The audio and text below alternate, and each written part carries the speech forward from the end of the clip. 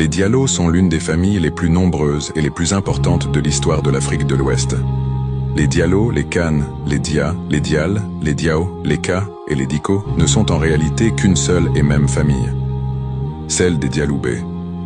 Le nom de famille Diallo est un patronyme fondamental au sein de l'ethnie Peul Fulbe, désignant l'appartenance au prestigieux clan des Dialoubé.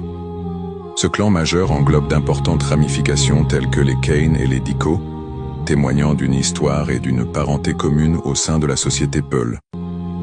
L'étymologie du mot « Diallo » en langue Peul, le fulfulde, est généralement interprétée comme évoquant des qualités de bravoure, de noblesse, de lignage distingué ou de liens ancestraux spécifiques à ce clan. Diallo ou Djalo vient du verbe « jalugol » qui signifie « être fort » quand il s'agit d'une personne. Les Diallo qui se lancèrent dans l'érudition islamique portèrent par la suite le nom de Kan ou de Ka, surtout au Sénégal et en Mauritanie, tandis que ceux qui adoptèrent les armes furent appelés Diko. Quant à ceux qui restèrent des pasteurs, éleveurs nomades, ils gardèrent le nom de Diallo. L'histoire du clan Diallo est marquée par des contributions significatives à la formation politique en Afrique de l'Ouest. Au XVIIe siècle, les Diallo ont joué un rôle central dans la fondation du royaume du Kasso, situé dans l'actuel Mali. Yamadou Hawa Diallo est reconnu comme le fondateur de ce royaume qui prospéra durant 3 siècles, illustrant l'influence et le pouvoir que ce clan Peul a exercé dans cette région. Le nom Diallo a également traversé les frontières grâce à des figures historiques marquantes. Ayouba Souleymane Diallo, vers 1701-1773, un érudit imam Peul originaire du Boundou, est une figure emblématique de l'histoire de la traite transatlantique. Victime de l'esclavage dans le Maryland aux États-Unis, son histoire est exceptionnelle, car il est considéré comme l'un des premiers esclaves à être retourné en Afrique. Son admission en tant que membre de la Spalding Gentlemen's Society, après sa libération, témoigne de son érudition et de l'impact qu'il a eu sur la société intellectuelle de l'époque. Il y rencontrera d'ailleurs à l'époque le roi de Grande-Bretagne George II. Une autre figure historique de premier plan portant le nom Diallo est Karamoko Alpha Mo Labé, de son vrai nom Mamadou Tchelou Diallo.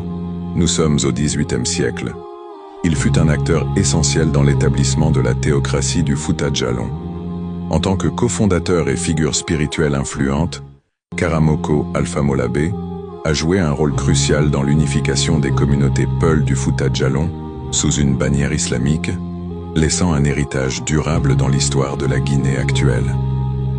Autre figure islamique du clan des Diallo est Abdul Kader Khan Diallo, qui participera à la révolution islamique des Torodo et instaura une nouvelle puissance hégémonique au Fouta à cette même période.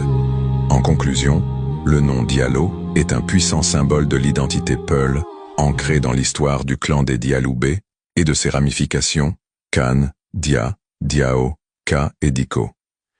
Il est associé à des moments clés de l'histoire ouest-africaine, notamment la fondation du royaume du Kasso par Yamadou Hawa Diallo et le rôle central de Karamoko Alpha Molabé dans la création de la théocratie du Fouta Djallon, ou encore Abdul Kader Khan Diallo dans la théocratie révolutionnaire foutanké Torodo.